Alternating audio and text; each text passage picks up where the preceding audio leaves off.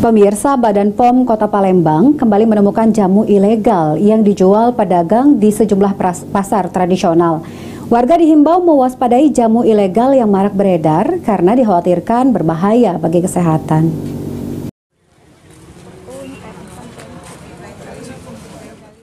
Badan POM Kota Palembang kembali menemukan jamu ilegal yang dijual pedagang di sejumlah pasar tradisional. Warga dihimbau mewaspadai jamu ilegal yang marak beredar karena dikhawatirkan berbahaya bagi kesehatan. Selain melanggar aturan, jamu ilegal tidak terjamin kualitasnya karena tidak memenuhi pemeriksaan Badan POM serta dikhawatirkan mengandung zat berbahaya atau zat yang kandungannya melebihi batas aman sehingga berisiko bagi kesehatan jika dikonsumsi dalam jangka panjang. Kepala Badan POM Kota Palembang, Zulkifli, mengungkapkan, dengan adanya penemuan jamu ilegal ini, petugas Badan POM akan segera mengusut kasus untuk mencari sumber utama jamu ilegal berasal. Karena ada beberapa penemuan pedagang yang menjual jamu ilegal di proses hukum.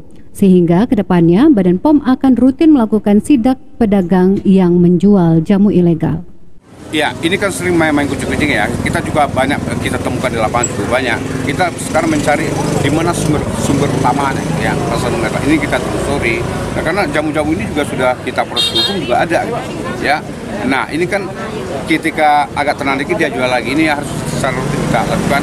Nanti kami akan ajak media nanti untuk memantau penjualan jamu di pasar.